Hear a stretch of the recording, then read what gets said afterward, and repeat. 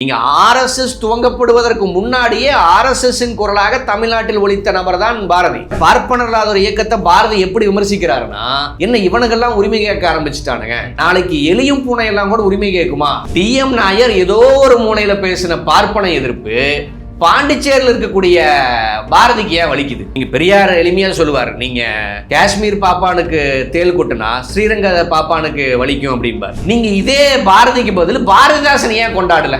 பாரதிதாசனுக்காக எத்தனை விழா இங்கே பார்ப்பனர்கள் எடுத்திருக்காங்க, அல்லது சீமான் எடுத்திருக்கான். ஆக அந்த புத்தருக்கு பிறகு இயக்கம் கட்டி பார்ப்பன எதிர்ப்பை நடைமுறைப்படுத்தி அதை மக்கள் மயமாக்கியது தந்தை பெரியார். கவிஞர்களை, இந்த புலவர்களை யாரையுமே மதிக்க மாட்டார். ஏடா, மக்கள் இங்க சூத்திரனா இருக்கான், இங்க பஞ்சமனா இருக்கான், நானே நான்காஞ்சாதியா இருக்கேன், நீங்க கவிதை எழுதி விளையாண்டு இருக்கீங்களாடான்னு கேட்கக்கூடிய அளவில் தான் பெரியாருடைய மனநிலை. சரி, சுதந்திர போராட்டத்தில் பாரதியின் பங்கு இருந்தது அப்படின்னு சீமான் சொல்றார். அந்த பாரதி எத்தனை சிறைகளை கண்டிருக்கார்? சீமானுடைய சவாலை நாம் ஏற்றுக்கொள்கிறோம். பார்ப்பன கடப்பாரி கொண்டு நீ திராவிட கோட்டையை அழிக்க முயற்சி செய், அதை பார்த்துருவோம். நீ பாரதியார் இல்ல, அதற்கு முன்னாடி எத்தனை பேர் இறந்திருக்காங்களோ அத்தனை பேர்த்தையும் தோண்டி எடுத்துட்டு வந்தாலும் பெரியாரினுடைய கணுக்கால் மசுரை கூட புடுங்க முடியாது.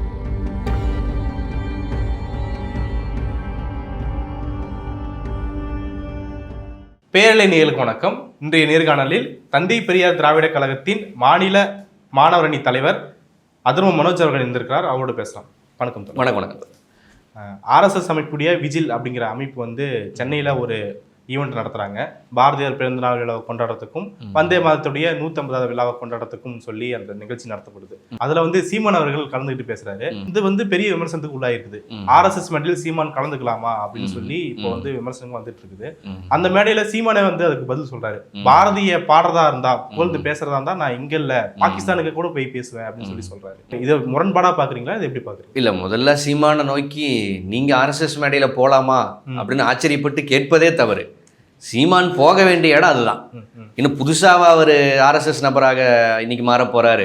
எனக்கு தெரிஞ்சு என்றைக்கு நீங்கள் தோழர் ஜீவசகாப்தன் அவர்கள் இமயம் டிவியில் இருந்தப்போ ஒரு பேட்டி, சரியான எனக்கு ஞாபகம் இருக்கு, அந்த பேட்டியில் தான் வெளிப்படையாக பார்ப்பனர்கள் பச்சை தமிழர்கள் அப்படின்னு முதல் முறையாக டிக்ளேர் பண்ணுறார். அதற்கு முன்னாடி நாம் தமிழர் மேடைகள்லேயே நான் இருக்கிற வரைக்கும் ஒத்த பாப்பா இங்கே வாலாட்ட முடியாது அப்படின்னு சில மாதத்துக்கு முன்னாடி தான் சீமான் பேசுகிறார். அதன் தொடர்ச்சியாக எலெக்ஷன் வர வர வர பார்ப்பனர்கள் பச்சை தமிழர்கள் அப்படிங்கிற ஸ்டாண்டை அவர் எடுத்தே 10 ஆண்டுகள் ஆச்சு. இன்றைக்கு புதுசாக ஆச்சரியப்படுவதற்கு ஒன்றும் கிடையாது.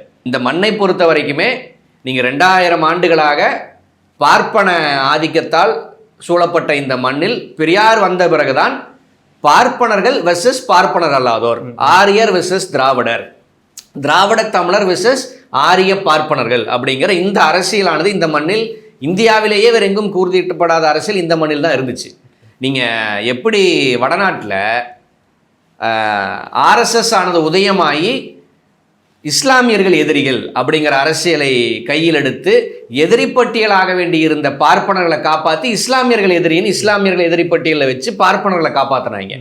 அதே போல் இந்த மண்ணில் இஸ்லாமிய எதிர்ப்பு அரசியலை செய்ய முயற்சி செஞ்சு பார்த்தாங்க. அது இந்த மண்ணில் பெரிதாக வெற்றி அடையலை. 2009க்கு பிறகு நீங்கள் திராவிட இயக்கத்தை எப்படியாச்சும் வீழ்த்தலாம் அப்படின்ட்டு இருந்தவங்க நீங்கள் திராவிட எதிர்ப்பு அப்படிங்கிறத கையில் எடுத்து இந்த பக்கம் பார்ப்பன ஆதரவு அப்படின்னு ஒன்று கொண்டு 100 ஆண்டு காலமாக இங்கே தமிழ் தேசியவாதிகளாகட்டும், உண்மை தமிழ் தேசியவாதிகளாகட்டும், பெரியார் வழியில் வந்தவங்களாகட்டும், பெரியாராகட்டும், அத்தனை பேருமே பார்ப்பன எதிர்ப்பை தான் இங்கே முழங்கியிருக்காங்க.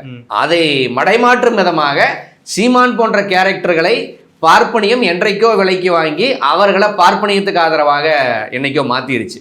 ஆக புதுசாக இதில் ஷாக் ஆகிறதுக்கு எனக்கு ஒன்றும் இல்லை அப்படிங்கிறதுக்காக இதை நான் சொல்ல வரேன். இப்போ இந்த மேடையில அவர் பேச்சை பார்க்கும்போது முழுக்க பெரியார் விசஸ் பாரதியார் அப்படிங்கிற கம்பேரிசனை பேசிட்டே இருக்கிறாரு. பெரியார் தமிழை காட்டுமிராண்டி மொழின்னு சொன்னாரு, சனிய மொழின்னு சொன்னாரு. பாரதியார் தமிழ் கொண்டாடுறாரு. இன்ஃபேக்ட் சொல்ல போனா தமிழ்நாடுன்னு பேர் வச்சதே அவருதான். யாரு? பாரதி. தமிழ்நாடுன்னு பேர் வைக்கிறது முன்னாடி அவர் தன்னுடைய பாட்டுல பாடி இருக்காரு. இதை விட தமிழுக்கு பெரிய துண்டு என்ன இருக்கு?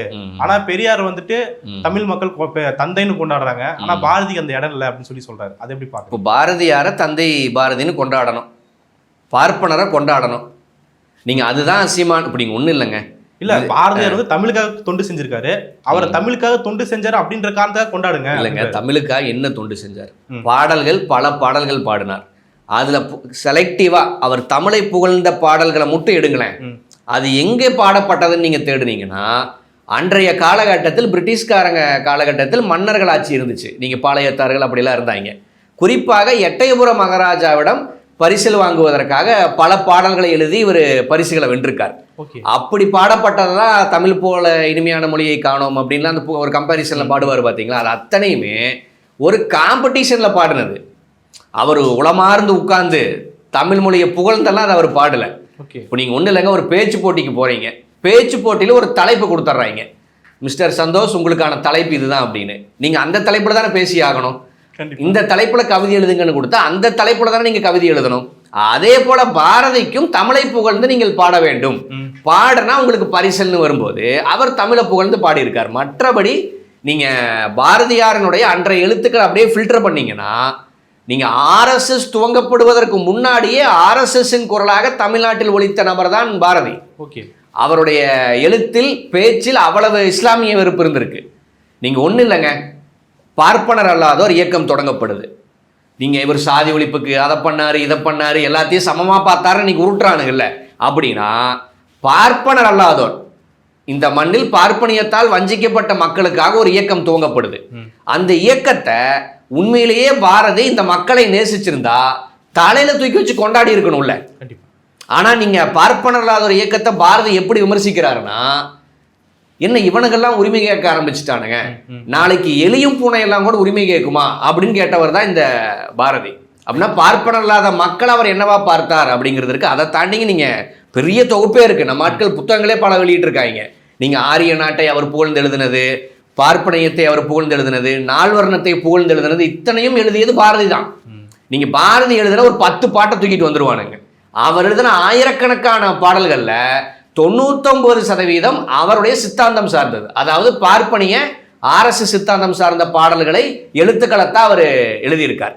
நீங்க குறிப்பா ஒரு சம்பவத்தை சொல்லணும். நீங்க டிஎம் நாயர் பார்ப்பனர் சங்கத்தின் சார்பாக ஒரு கூட்டம், அந்த கூட்டத்தில் அவர் பேசும்போது பட்டியலின மக்கள் மத்தியில் அவர் பேசுறதாக பதிவு செய்யப்பட்டிருக்கு. அப்போது பார்ப்பனர்களை நீங்க அடிங்க அப்படின்னு அவர் சொன்னதாக அதை விமர்சித்து பாரதி எழுதுறார். நீங்க பறையர்களை ஏவி விட்டு நம்மளை அடிக்க வர்றாங்க, பறையர்களுக்கு எதிராக நம்ம மட்டும்தான் இருக்கிறோமா, இன்னும் பிற சாதி இந்துக்கள்லாம் இல்லையா, அவங்கள போய் அடிக்க முடியுமா அப்படின்னு கேட்கிறார். அது இன்னும் குறிப்பாக டிஎம் நாயருடைய எழுத்துக்கள்ல பேச்சுல அப்படி அடிக்க சொல்லி இல்லவே இல்லைங்கிறத நம்ம ஆட்கள் உறுதிப்படுத்துறாங்க. அதுவும் இதை சொன்ன போது பாரதி பாண்டிச்சேரியில் இருக்கார். தமிழ்நாட்டில் உட்கார்ந்துக்கிட்டு டிஎம் நாயர் ஏதோ ஒரு மூலையில பேசின பார்ப்பன எதிர்ப்பு பாண்டிச்சேரியில் இருக்கக்கூடிய பாரதிக்கு ஏன் வலிக்குது? நீங்க பெரியார் எளிமையா சொல்லுவார், நீங்க காஷ்மீர் பாப்பானுக்கு தேல் கொட்டுனா ஸ்ரீரங்க பாப்பானுக்கு வலிக்கும் அப்படிம்பார். ஆக அவர்கள் பார்ப்பனியம் அப்படிங்கிற பார்ப்பனர்கள்ங்கிற உணர்வோடு தான் பார்ப்பனர்கள் வாழ்றாங்க அப்படிங்கிறதுக்கான எடுத்துக்காட்டாகத்தான் இதெல்லாம் நம்ம பார்க்கும்போது, அதை தாண்டிங்க நீங்க பெரியார் வெர்சஸ் பாரதிங்கிற இந்த ஒப்பீடே ஒரு கோமாளித்தனமான ஒப்பீடு. இப்போ நீங்க பெரியார் வெர்சஸ் ஏபிஜே அப்துல் கலாம் அப்படின்னு ஒரு ஒப்பீடு வச்சு, ஏபிஜே அப்துல் கலாம் நீங்க அறிவியல் சார்ந்து என்னென்ன பண்ணியிருக்காரு தெரியுமா, என்னென்ன சாதிச்சிருக்காரு தெரியுமா, பெரியார் திண்ண பள்ளிக்கூடத்தை கூட தாண்டல அப்படின்னு நான் பேசினா எப்படி இருக்கும்? நீங்க பெரியார் இந்த இனத்திற்கான தலைவர், பார்ப்பனர் அல்லாத இந்த மண்ணின் பூர்வ குடிகளுக்காக நீங்க எனக்கு தெரிஞ்சு நீங்க பாவலர் பெருஞ்சத்தனார் இந்த வார்த்தைகளை பதிவு செய்யறார். நான் தலைவராக 2 பேர்த்த தான் ஏற்றிருக்கேன் என்னுடைய வாழ்நாளில். ஒன்று 2000 ஆண்டுகளுக்கு முன்னாடி வாழ்ந்த திருவள்ளுவர், அதற்கு பின்னாடி நான் தலைவராக ஏற்றிருக்கேன். நான் மட்டும் இல்லை, இந்த தமிழ் இனத்திற்கே 2000 ஆண்டுகளுக்கு பிறகு கிடைத்த ஒற்றை தலைவர் தந்தை பெரியார் தான் அப்படின்னு பாவலர் பெருஞ்சித்தனார் அவர்கள் புகழ்றார். அப்படின்னா பெரியார் இந்த இனத்துக்கான தலைவராக இருந்தாரு. நீங்க ஒண்ணு இல்லைங்க, இன்றைக்கு மார்க்கெட்ல தமிழ் சினிமால எத்தனை பாடகர்கள் இருக்காங்க, எத்தனை கவிஞர்கள் இருக்காங்க. அந்த கவிஞர்கள் மாதிரி ஒரு கவிஞர் தான் பாரதி. நீங்க அவர் என்ன பெரிய இயக்கம் கட்டி இந்த மக்களுக்காக உழைச்சிட்டாரா? அவர் பாடல் பாடி பரிசில் பெற்ற ஒரு கவிஞர், அவ்வளவுதான்.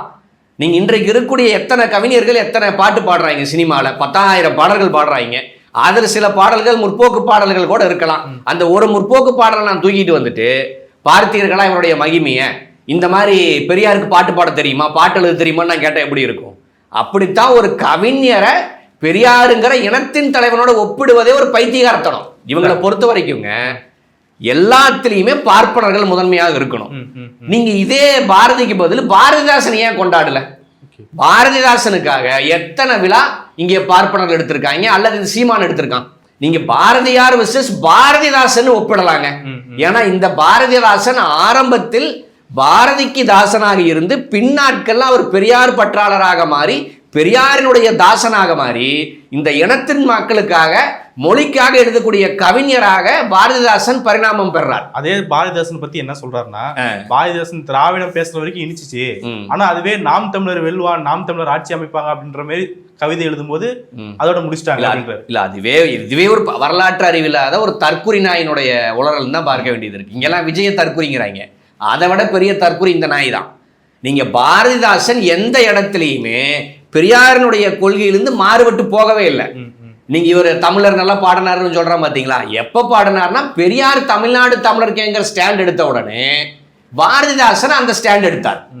நீங்க ஆரம்பத்தில் திராவிட நாடு கேட்டார் பெரியார், பின்னாடி மறுபடியும் தமிழ்நாடு தமிழருக்கேன்னு கேட்டவர் மறுபடியும் திராவிட நாடு திராவிடக்கேங்கிற ஸ்டாண்டுக்கு வர்றார்.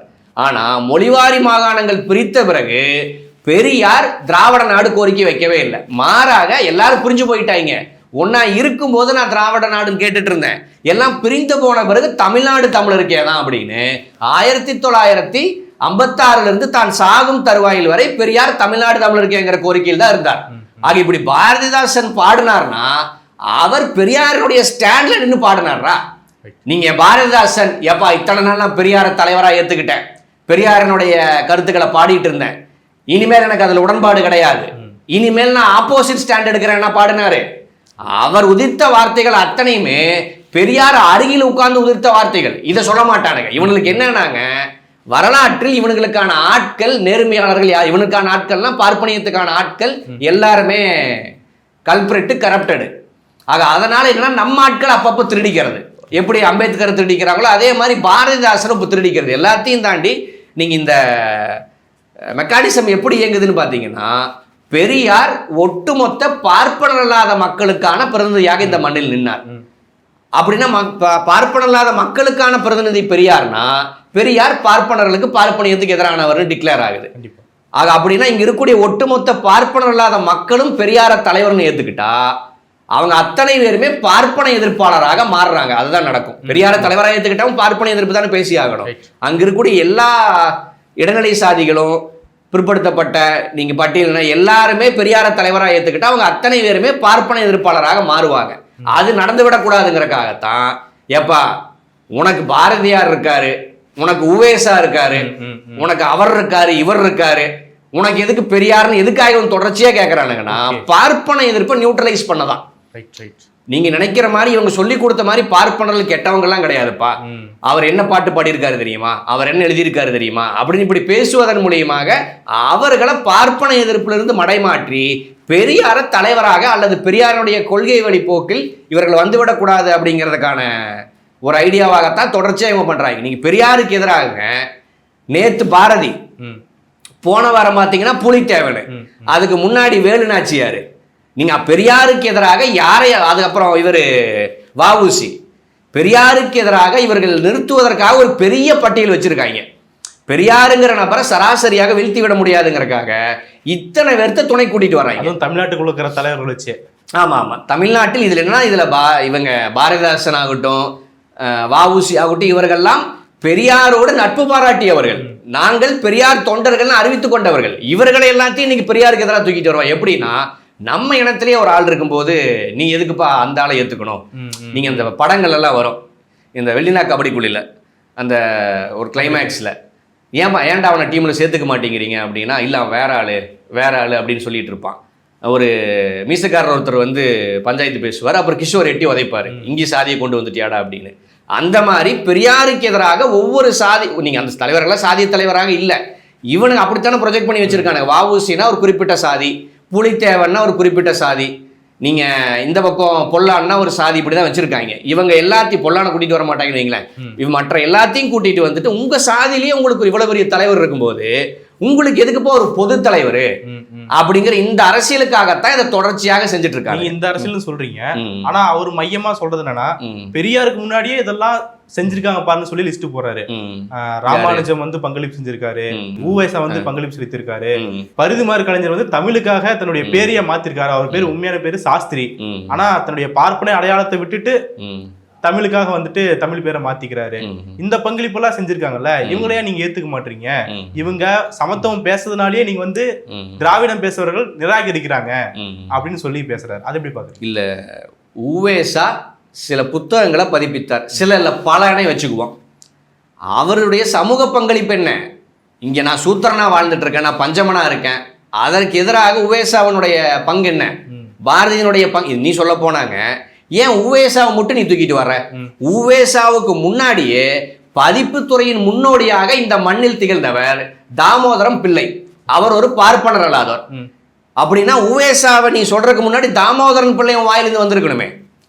ஆனா தமிழ் தந்தையாக இங்க ஊவேசா தான் கொண்டாடப்படுறார். தாமோதரன் பிள்ளை இவன் இருட்டடிப்பு செஞ்சுட்டானுங்க. நம்ம என்ன பண்ணோம், நாங்க திராவிட இயக்கம் வந்த பிறகு நம்ம ஆட்களை நான் சொல்லக்கூடியவங்க எல்லாருமே இவன் சொல்றதுக்கும் சீனியர், இவன் பெரியாருக்கு முன்னாடி சீனியர்ஸ் இருந்தாங்கன்னு சொல்றான் பாத்தீங்களா, அதற்கும் முன்னாடி நம்மவர்கள் இருந்தாங்க.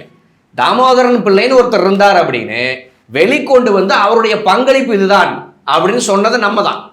சொல்லிட்டு இதற்கெல்லாம் அப்புறம் வந்தவங்க தாங்க ஊவேசாலாம் அப்படின்னு நம்ம சொல்லும்போது இவங்க பாத்தீங்களா பெரியாருக்கு முன்னாடி அவர் இருந்தார் இவர் இருந்தார்னு ஒரு லிஸ்ட் பண்றதுல எல்லாமே பார்ப்பனர்களா வருவாங்க. அதற்கும் முன்னாடி பார்ப்பனர்களால் தமிழர்கள் இங்க பங்காற்றி இருக்காங்கல்ல, அதை பத்தி நீ ஏன் பேசல? அதை பத்தியும் பேசணும் இல்லைங்க. அதை தாண்டிங்க நான் முன்னாடியே சொன்ன மாதிரி இவங்க எல்லாருமே மொழி சார்ந்துதான் இயங்கினாங்கன்னு வச்சுக்கோங்கப்பா. நீங்க ஊவேசாவனுடைய செயல்பாட்டிலே பல ஆயிரம் விமர்சனங்கள் நமக்கு இருக்கு, அதுக்குள்ள கூட நம்ம போகல. மொழி சார்ந்து அவர் இயங்கினார். பெரியார் என்ன தமிழ் வாத்தியாரா? ஏப்பா அவர் இப்போ புத்தகம் பிரிண்ட் பண்ணாரு, அவர் இந்த வேலையும் செஞ்சாருன்னு சொல்றதுக்கு அவர் ஒரு சமூக அரசியலுக்காக வந்தவர். நீங்க அம்பேத்கர் கிட்ட போய் எங்க சட்டமெல்லாம் ஏற்றுனீங்க, நீங்க ஏன் ஒரு பாரதி போல ஒரு குயில் பாட்டு எழுதல அப்படின்னு கேட்டா எப்படி இருக்கும்? செருப்பு கட்டி அடிக்க மாட்டாங்க. அதே மாதிரி பெரியார் இயங்கிய தளம் என்பதே வேற. நீங்க அதை தாண்டி புலித்தேவனை தூக்கிட்டு வருவாங்க, வேலுநாச்சியாரை தூக்கிட்டு வருவாங்க. ஏன்னா பெரியார் இயங்குனது பார்ப்பனர் அல்லாதோர் அப்படிங்கிற ஒற்றை லைன்ல இந்த மக்களை ஓரினம்ங்கிற ஓர்மைக்குள் கொண்டு வந்து ஒரு மிகப்பெரிய அரசியலை பெரியார் செஞ்சார். இவங்கெல்லாம் சுதந்திரத்துக்கு போராடினவங்களா? சுதந்திரத்துக்கு போராடினவங்களை தூக்கிட்டு வந்துட்டு நீங்க இந்த பக்கம் இந்த இனத்தின் நலனுக்காக 2000 ஆண்டு காலமாக நம்மளை சூத்திரனாக்கிய பஞ்சமனாக்கிய நம்முடைய கல்வியை உரிமையை பறித்த நம்மை நான்காந்தர மக்களாக இந்த மண்ணில் வைத்திருந்த நீங்க ஹரப்பா மொஹஞ்சதாரோ வரைக்கும் பரவி வாழ்ந்த மக்களை தென்னகம் வரைக்கும் ஒடுக்கிய பார்ப்பனர்களை எதிர்த்து ஒரு இயக்கம் கண்ட ஒரு மாபெரும் தலைவன் பெரியார். அவரை கொண்டு போய் சுதந்திரத்துல போராடினவங்க கூட ஒப்பிடுவது, பிரிண்டிங் பிரஸ் வச்சிருந்தவர் கூட ஒப்பிடுவது, பெரியார் அந்த வேலையா செய்ய வந்தாரு? நீங்க இதுவேங்க நீங்க பெரியாரை எப்படியாச்சும் நீர்த்து போக வைக்கணும். உங்களுக்கு இத்தனை ஆல்டர்னேட்டிவ் இருப்பாங்கப்பா. நீ பெரியாரை தவிர இதுல யாரை வேணா செலக்ட் பண்ணிக்கோ, சூஸ் தி பெஸ்ட். ஆனா பெரியார் மட்டும் வேண்டாம் அப்படிங்கறதுக்காகத்தான் இத்தனை அரசியலை உருட்டி சொல்றானுங்க தான் நான் பார்க்க வேண்டியது இருக்கு. அவரு குறிப்பிட்ட ஒரு இடத்துல பேசும்போது பிராமண எதிர்ப்பு வச்சுதான் இந்த திராவிடம் வந்து கட்டமைக்கப்பட்டிருக்குது, அதே பிராமணரை கடப்பாறையை வச்சு இந்த பாலடைஞ்ச கட்டடம், அதாவது திராவிடத்தை குறிப்பிட்டு இந்த பாலடைஞ்ச கட்டடத்தை வந்து நான் இடிப்பேன்னு சொல்றாரு. அந்த பாயிண்ட் எப்படி வந்திருப்பான்னு பாக்குறீங்க? இல்ல, இதை நான் 100% வரவேற்கிறேன். திராவிட இயக்கம் பார்ப்பன எதிர்ப்பின்பால் கட்டி எழுப்பப்பட்ட மாளிகை தான். நீ அந்த மாளிகையை பார்ப்பன கடப்பாரி கொண்டு எதிர்கொள்றனா எங்களுக்கு சந்தோஷம். அதை விட்டுட்டு இங்க இருக்கக்கூடிய பார்ப்பன இல்லாத மக்களை சாதியாக அணிதிரட்டி உங்க சாதிக்கு பெரியார் எதாவது செஞ்சாரா, பெரியார் உங்க சாதிக்கு எதிரி அப்படிங்கிற இந்த எச்ச அரசியலை செய்யாம நேர்மையாக பெரியார் பார்ப்பனர்களுக்கு எதிரானவர், நான் அந்த பார்ப்பன ஆளுமைகளை கொண்டு பெரியாரை வீழ்த்துறேன் நீ நேர்மையா டிக்ளேர் பண்ணிட்டாரு. இப்ப சொல்றான், நாளைக்கே மாத்தி பேசுவான், நாளைக்கே வேற ஒருத்தரை தூக்கிட்டு வந்து நம்ம சாதியில இவர் இருக்கும் போது நமக்கு எதுக்குங்க பெரியார் அப்படின்னு பார்ப்பனர் அல்லாதவரையும் பெரியாருக்கு எதிராக தூக்கிட்டு வருவான். நீ நேர்மையாளர்னா பாரதியை கொண்டு பெரியாரை வீழ்த்து, நீ சொல்லக்கூடிய ஊவேசாவை கொண்டு பெரியாரை வீழ்த்து, இன்னும் பார்ப்பன லிஸ்ட் பெருசா எடுத்துக்கோ, அத்தனை பேர்த்தையும் கொண்டு வந்து நீ முடிச்சா பெரியாரை வீழ்த்து. நீங்க எதுவுமே சாத்தியம் கிடையாதுங்க. நீங்க பெரியாருக்கு எதிராக இவன் கொண்டு வர்றான் பாத்தீங்களா, இவங்க யாருமே இயக்கம் கட்டியவர்கள் கிடையாது. இவ்வளவு பெரிய லிஸ்ட் இருக்குல்லங்க, இதுல யாராச்சும் இந்த மக்களுக்காக இயக்கம் கட்டினவங்க இருக்காங்களா? நீங்க இன்னும் தெளிவா சொல்லணும்னா புத்தருக்கு பிறகு பார்ப்பன எதிர்ப்புக்காக ஒரு இயக்கம் கட்டிய ஒரு தலைவர்னா அது தந்தை பெரியார் தான். நீங்க புத்தரோடது பௌத்தம்ங்கிறது மதமாக இன்றைக்கு பார்க்கப்படுது. அன்றைக்கு அது ஒரு இயக்கம், பார்ப்பன எதிர்ப்பு இயக்கம் தான் பௌத்தம். எப்படி இன்றைக்கு உறுப்பினர் சேர்க்கை இருக்கிறதோ அன்றைய பௌத்தத்திலும் உறுப்பினர் சேர்க்கை இருந்துச்சு. ஆக அந்த புத்தருக்கு பிறகு இயக்கம் கட்டி பார்ப்பன எதிர்ப்பை நடைமுறைப்படுத்தி அதை மக்கள் மயமாக்கியது தந்தை பெரியார். ஆக அப்படின்னா அந்த பெரியாரை இண்டிவிஜுவல்ஸ் கொண்டெல்லாம் வீழ்த்திடலாம் அப்படிங்கிறது ஒரு பேராசை தான், ஒரு கற்பனை தான். இருந்தாலும் என்னன்னா மக்கள்கிட்ட பாரதி யார் தெரியுமா, உவேசா யார் தெரியுமா அப்படிங்கிற ஒரு பின்பத்தை ஏற்படுத்தி இருக்காங்க. நம்ம உவேசாவையே திட்டின குரூப் இவங்க, நம்ம பாரதியே திட்டின குரூப் இவங்க அப்படின்னு இப்படி பொய்க்கதைகளை சொல்லி நம்ம அவர்களை குழப்பலாமே ஒழிய. அவங்க எல்லாமே தமிழை பேசினாங்க, தமிழை பெருமையா பேசினாங்க. அந்த ஒரு காரணத்தினால தான் திராவிடர்கள் அவங்களை எதிர்க்கிறாங்கன்னு பேசுறாங்க. சரி, பாரதிதாசன் எதுல பேசினாரு? ஸ்பானிஷ்ல பேசினாரா? பாரதிதாசனை ஏன் திராவிட இயக்கம் கொண்டாடுது? நான் முன்னாடி சொன்னது மாதிரி அவர் பேரளவில் பாரதிதாசன், பின்னாட்கள் அவர் பெரியார் தாசன். அவர் பாரதியின் தன்னுடைய பாரதி மேல் கொண்ட பற்றின் காரணமாக ஆரம்ப காலகட்டத்தில் கனக சபைங்கிற தன்னுடைய பேரை பாரதிதாசன் மாத்திக்கிறாருன்னு வைங்களேன். பின்னாட்கள்ல அவர் சமூக அரசியலை பயில அவர் பெரியாரின் தாசனாக மாறி போறார். நீங்க இன்னும் சொல்ல போனா பெரியார் கவிஞர்களை, இந்த புலவர்களை யாரையுமே மதிக்க மாட்டார். ஏடா மக்கள் இங்க சூத்திரனா இருக்கான், இங்க பஞ்சமனா இருக்கான், நானே நான்காஞ்சாதியா இருக்கேன், நீங்க கவிதை எழுதி விளையாண்டுருக்கீங்களாடான்னு கேட்கக்கூடிய அளவில் தான் பெரியாருடைய மனநிலை. நீங்க இதே பாரதிக்கு ஒரு ஆப்ப பெரியார் தன்னுடைய வாழ்நாளிலேயே சொருகியிருக்கார். நீங்க 1000 இங்குண்டு சாதி, இங்க அந்நியன் வந்து ஆள்வதுண்டோன்னு பாரதி பாடியிருக்கார். அதை பெரியார் டீகோட் பண்றார். ஏண்டா நீங்க 1000 ஜாதியா இருந்தானா அந்நியன் வந்து தான்டா ஆளுவான், நீ ஒரே இனமா தானே இருக்கணும் அப்படின்னு பெரியார் இந்த வார்த்தைகளுக்கு பதிலடி கொடுக்கிறார். ஆக இப்படித்தான் பெரியார் கவிஞர்கள் அணுகினார், புலவர்கள் அணுகினார். ஆனா இதே பெரியார் ஏன் பாரதிதாசனை கொண்டாடினார்?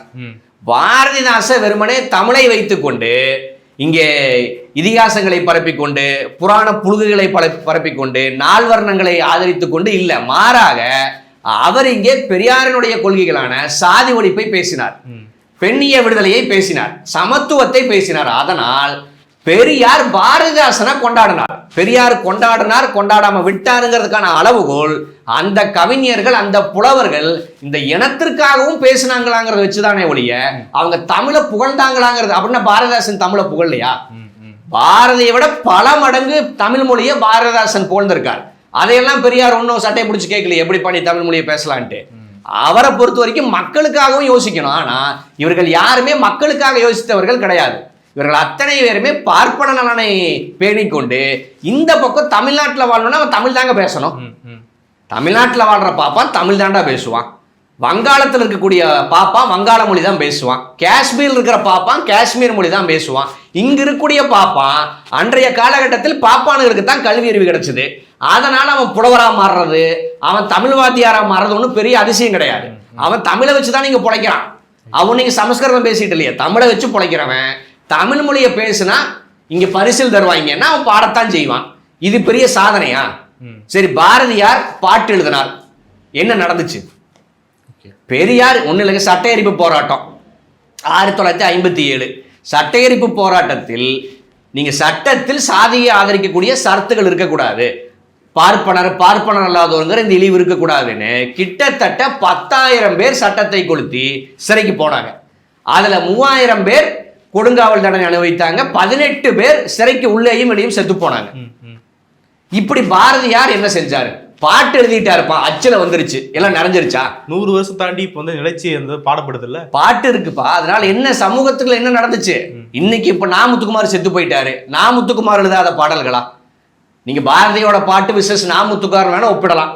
அதுல பாத்தீங்கன்னா நாமுத்துக்குமாருக்கு 99 மார்க்ஸ் விழுகும். இன்றைய காலகட்டத்தில் ஒரு ஆன்லைன் ஓட்டிங் வைங்களேன், பாரதியா உங்களுக்கு நாமுத்துக்குமாரா? நான் சொன்ன மாதிரி ஒப்பீடு இப்படிதான் இருந்திருக்கணும், பாரதி வெர்சஸ் நாமுத்துக்குமார்னு, அல்லது பாரதி வெர்சஸ் வைரமுத்து, இப்படி வேணா இருந்திருக்கலாம். எதுக்கு பெரியாரை தூக்கிட்டு வரானுங்கன்னு எனக்கு தெரியல. ஆக தமிழ் மொழியை புகழ்ந்து எத்தனையோ கவிஞர்கள் பாடியிருக்காங்க. இதுல என்ன ஸ்பெஷல்? பாரதி என்ன பார்ப்பனருங்கிறத தாண்டி பாரதி என்ன ஸ்பெஷல்? பாரதி இந்த பாட்டு எழுதி அன்றைய காலகட்டத்தில் இவ்வளவு பெரிய சமூக புரட்சி வெடிச்சிருச்சுப்பா, ஒரு மிகப்பெரிய கிளர்ச்சியே உண்டாயிருச்சுன்னு சொல்றதுக்கு ஏதோ இருக்கா? என்ன நடந்துச்சு? இப்படி ஒண்ணு இல்லைங்க, சட்டமானது இயற்றப்பட்டது, இந்தியாங்கிற நாடு உருவாக்கப்பட்ட பிறகு, அதன் பிறகு வேலை வாய்ப்பில் மட்டும் கிடையாது, கல்வி உரிமையிலும் இடஒதுக்கீடு வேண்டும்ங்கிற ஒரு மிகப்பெரிய போராட்டத்தை பெரியார் முன்னெடுத்து அதன் விளைவாக அன்றைய பிரதமராக இருந்த நேரு தமிழ்நாட்டில் இருக்கக்கூடிய இந்த அழுத்தத்திற்காக நான் சட்ட திருத்தத்தை மேற்கொள்றேன், இனி படிப்பிலும் கல்வியிலும் நீங்க பிற்படுத்தப்பட்ட பட்டியலின மக்களுக்கான இடஒதுக்கீடு உறுதி செய்யப்படும், இது இந்தியா முழுவதும் அமல்படுத்தப்படும் நேரு சொல்றார். இது பெரியாருடைய போராட்டத்தால் விளைந்த நன்மை. இப்படி பாரதி என்னங்க பண்ணாரு? இந்த ஒப்பீட்டுக்காக நான் சொல்றேன், பாரதி வேற ஏதோ பண்ணியிருக்கலாம்.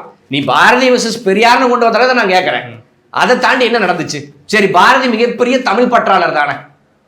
இங்க 1980களில் மிகப்பெரிய அளவில் ஈழ போராட்டத்துக்கான ஆதரவு தமிழ்நாட்டில் வெகுண்டிருந்தது. நீங்க வரலாற்றை முழுவதும் படிச்சா அந்த 80களில் மிகப்பெரிய அளவில் புலிகளை ஆதரித்தவர்கள், இந்த ஈழ விடுதலை ஆதரித்தவர்கள் பெரியாரிஸ்டுகள். அன்றைக்கு பாரதி பற்றாளர்கள் இருந்தா இங்க மயிலாப்பூர்ல. அவன் எவன் வந்தான்? விடுதலை புலிகளுக்காக ஒரு பிஸ்கட் வாங்கி கொடுத்துருப்பானுங்களா? ஆனா அந்த விடுதலை புலிகளுக்காக ஆயுதம் தயாரித்து கொடுத்து கிட்டத்தட்ட 5 ஆண்டுகள் அண்ணன் ஆறுசாமி அவர்கள் சிறையில் இருந்தார், அண்ணன் கோவை ராமகிருஷ்ணன் அவர்கள் சிறையில் இருந்தார். அதே போல அந்த விடுதலை புலிகள் பயிற்சி எடுக்க தளமமைந்து கொடுத்து அண்ணன் கொளத்தூர் மணி அவர்கள் கிட்டத்தட்ட 3 ஆண்டுகள் சிறையில் இருந்தார். இப்படி ஒரே ஒரு பாப்பான சொல்லுங்க பாப்போம். இன்னைக்கு சொல்றான் பாத்தீங்களா, பாப்பாங்க அதை செஞ்சாங்க இதை செஞ்சாங்க, இவங்க பார்ப்பனர் நம்முடைய எதிரி, நம்மளை திசை மாத்திட்டாங்கன்னு சொல்றான் பாருங்க. அந்த ஈழ விடுதலை போராட்டம் ஒண்ணு. இன்னொன்னு, நீங்க தமிழ் சமூகத்தில் இந்த நூற்றாண்டுல மிகப்பெரிய தாக்கத்தை ஏற்படுத்திய 2 போராட்டம்னா, ஒண்ணு இந்திய எதிர்ப்பு, இன்னொன்னு ஈழ விடுதலைக்கான ஆதரவு களம். இந்த ரெண்டிலுமே பார்ப்பனர் அல்லாத இந்த மண்ணின் பூர்வ குடிகள் 2 களத்திலையுமே உயிர் மாச்சிருக்காங்க. 2 பேருமே தங்களுடைய எந்த இடத்துலையுமே தங்களுடைய உயிரை தமிழர்கள் கொடுத்துருக்காங்க. இந்த 2 போராட்டத்துல ஒரே ஒரு பாப்பான் இந்திய எதிர்ப்பு போராட்டத்துல செத்து போயிருக்காங்கிற வரலாறு இருக்கா? ஒரே ஒரு பாப்பான் ஈழ ஆதரவுக்காக உயிரை விட்டுருக்காங்கிற வரலாறு இருக்கா? அதை நீ கொடுத்துரு. நீ பாரதி உவேசா மற்றதெல்லாம் அப்புறம் தூக்கிட்டு வா. இந்த 2க்கும் பதில் சொல்லு. நான் ஒரு பெரிய லிஸ்ட் தர்றப்பா, அந்த லிஸ்ட்ல ஒரே ஒரு பார்ப்பனர் கூட இருக்க மாட்டாங்க. நீ சொல்ற பார்ப்பனர்கள் போல தமிழுக்கு யாரும் தொண்டு செய்யலன்னு, அப்படின்னா அவங்க தமிழ் மொழியோட நின்று போயிட்டாங்க. தமிழ் மொழியை வைத்துக்கொண்டு இந்த மக்கள் மத்தியில் புராணங்களை எடுத்துட்டு போக, இதிகாச குப்பைகளை எடுத்துட்டு போக, நால்வர்ணங்களை புகுத்த நீ தமிழை பயன்படுத்திக்கிட்ட. இந்த மக்களுக்கு நீ என்ன அதை தாண்டி புகுத்தனேன்னு இருக்குல்ல. நீங்க ஒண்ணு இல்லை, ஈழ போராட்டம் இந்த மண்ணில் தீவிரமடைந்த 80களில் பெரியார் உயிரோடு இல்லைங்க. பெரியார் 73ல இறந்துடுறார். 83க்கு பிறகு, அதாவது பெரியார் செத்து 10 ஆண்டுகளுக்கு பிறகு இங்க இருக்கக்கூடிய கருஞ்சட்டைகளால் எப்படி புலிகளுக்காக எவ்வளவு பெரிய தியாகத்தை செய்ய முடிஞ்சது? ஏன்னா எப்பா புலிகள் துப்பாக்கி டிசைனே வச்சிருக்காங்கப்பா அப்படின்னு ஹீரோயிசத்தில் மயங்கியெல்லாம் கொடுக்கல, உதவல. மாறாக பெரியார், நான் முன்னாடியே சொன்னது மாதிரி, மொழிவாரி மாகாணங்கள் பிரிந்ததிலிருந்து தான் சாகும் தருவாயில் வரை தமிழ்நாடு தமிழருக்கே கேட்டார். தமிழ்நாட்டு பிரிவினையை பெரியார் கோரினார், இந்திய எதிர்ப்பை பேசினார், பார்ப்பன எதிர்ப்பை பேசினார். நீங்க ராமகிருஷ்ணன் அண்ணன், மணி அண்ணன், இவங்கெல்லாம் அப்பதான் ஃப்ரெஷரு. பெரியாரை போய் ஒரு 4-5 வருஷம் பார்த்துருப்பாங்க உயிரோட. அந்த 4-5 வருஷமும் பெரியார் இவங்க மண்டைக்குள்ள ஏற்றிருப்பாரு பாத்தீங்களா, தனித்தமிழ்நாடு அப்படிங்கிற அந்த தமிழ் தேசிய உணர்வு. அதை உள்வாங்கிட்டு எப்படி வெளிப்படுத்துவதுன்னு தெரியாம இவங்க இருந்த போது, எப்பா இப்ப நம்மளால தமிழ்நாடு தனித்தமிழ்நாடு சாத்தியம் இல்லை, நம்ம பக்கத்து நாட்டுல ஒரு போராட்டம் நடக்குதுப்பா. கவிதை சொல்லுவாங்க, பிள்ளை பெற்றுக்க முடியாத ஒரு தாய் இன்னொரு குழந்தைய வளர்த்துவதை பெரிய பேரா நினைச்சுக்குவாங்க. அந்த மாதிரி இப்ப என்னால எதுவுமே சாத்தியம் கிடையாது, நான் இந்தியத்துக்கு அடிமையாகத்தான் இருக்கணும். ஆனா என் பக்கத்துல ஒருத்தன் தனிநாடு கேட்டு போராடுறான், என்னுடைய தொப்புள் குடி உறவு, அவனுக்கு நான் உதவுவது என்னுடைய தார்மீக கடமை அப்படின்னு பெரியார் விதைத்த கொள்கையை உள்வாங்கி இந்த வெளிப்பாடு நடந்துச்சு. அப்படி பாரதி எழுதின பாட்டு, பாரதியோட புக்ஸ் கூட ஒரு 1000 புக் வாங்கி தர்றேன், அது எல்லாத்துக்கும் கொடுங்க. அதை படிச்சுட்டு என்ன விளைவு ஏற்பட்டுச்சு, இது வரைக்கும் என்ன ஏற்பட்டிருக்கு?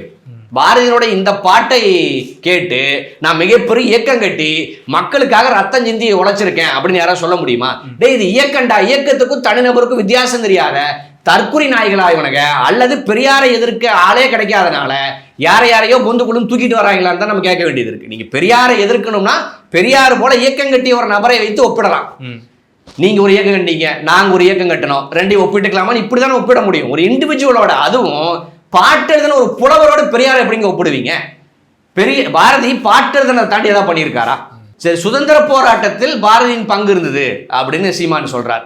அந்த பாரதி எத்தனை சிறைகளை கண்டிருக்கார்? நீங்க திருப்பூர், குமரன், இப்படி எத்தனையோ பேர் சிறைக்கு போய் செத்துருக்காங்கல்ல. அப்படி எத்தனை போராட்டங்கள்ல பாரதி கலந்திருக்கார்? அதுலயும் பாடல்கள் மட்டும்தாங்க எழுதினாரு. பாடல்கள் மட்டும் எழுதுறது எப்படிங்க சமூக சீர்திருத்தமாகும், சமூக வேலையாகும்?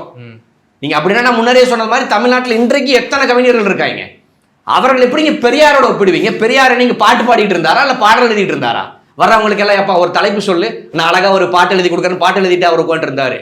அவர் நேரடியாக இந்த மக்களினுடைய, நம் இனத்தினுடைய 2000 ஆண்டு கால பகைவனான பார்ப்பனியத்தோடு எதிர்த்து போராடி ஒரு இயக்கம் கண்ட ஒரு தலைவர். அவர் எப்படி ஒரு இண்டிவிஜுவலோட ஒப்பிடுவீங்க? இது எல்லாமே ரொம்ப சிம்பிள்.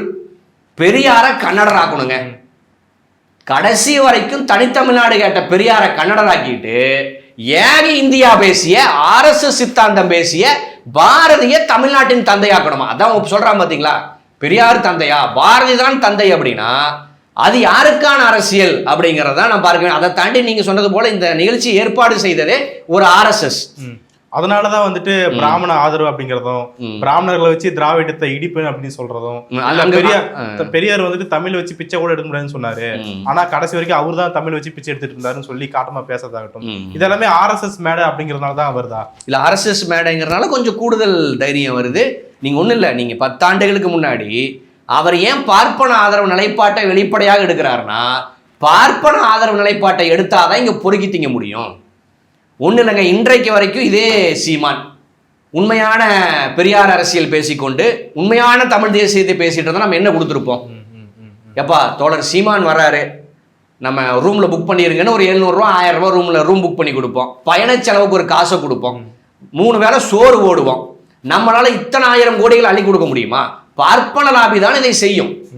ஆக சீமானனுடைய இந்த செலெக்ஷன் நல்லா விவரமா எடுத்திருக்காரு. கூட்டிட்டு வந்தவர் அர்ஜுனமூர்த்தி சொன்ன மாதிரி இந்த நிகழ்ச்சிக்கு கூட்டிட்டு வந்த நபரே அர்ஜுனமூர்த்தி. அதை பெருமையா வேற சொல்றார். பெரிய ஒரு முன்னூட்டம் சொல்லி இந்த அர்ஜுனமூர்த்தி அப்படின்னு சொல்ற அளவுக்கு தான் இன்னைக்கு இருக்கான்.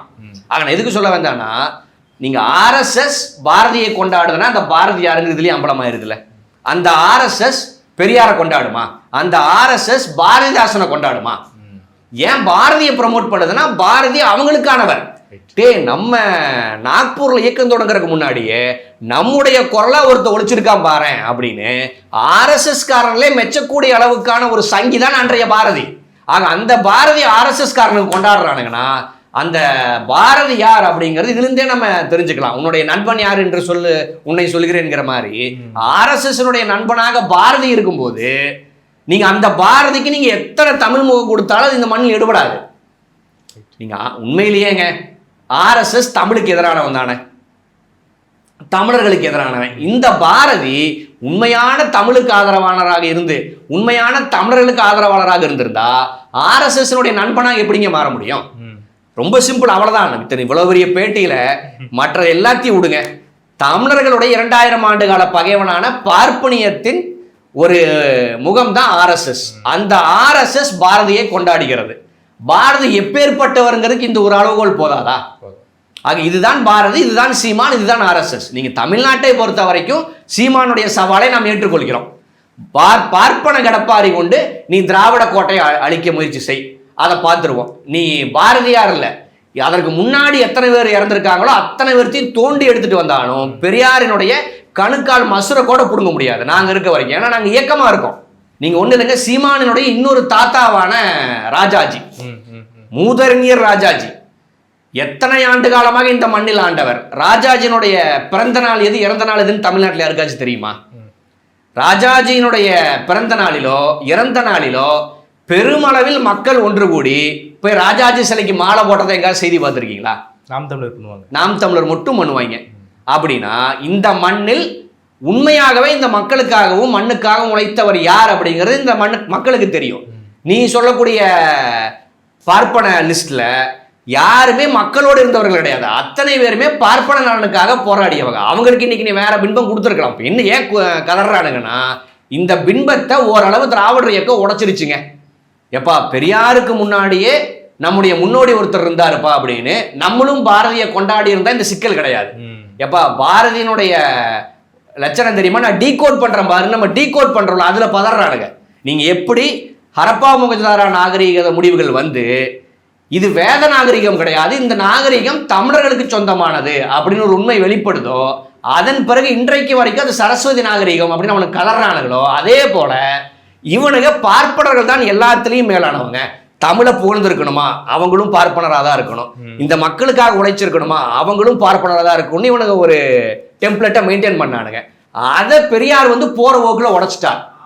அதன் காரணமாகத்தான் நீங்க ஒன்றும் இல்லைங்க, இந்த நிகழ்ச்சி பாரதிக்கான நிகழ்ச்சி தானே, ஆனா அந்த நிகழ்ச்சி பாரதிக்கான நிகழ்ச்சி கிடையாது. பாரதி வெர்சஸ் பெரியார் அப்படின்னு இப்போ ஒரு கம்பேரிசன் நிகழ்ச்சியாகத்தான் அவன் அந்த நிகழ்ச்சி முழுவதும் பேசியிருக்கான். அப்படின்னா அந்த மேடையில் பார்ப்பனர்களை குளிர்விக்கணும்னா பாரதிய புகழ்ந்தா மட்டும் போதாது, பெரியாரையும் திட்டுனாதான் கீழே வீற்றிருக்கக்கூடிய பார்ப்பன உள்ளங்களை குளிர்விக்க முடியும் அப்படிங்கறக்காகத்தான் கூடுதலா கூவியிருக்கான் அப்படின்னு தான் நான் பாக்குறேன். பல்வேறு முக்கியமான விஷயங்களை தரவுகளோட பகிர்ந்தீங்க. மிக்க நன்றி. நன்றி.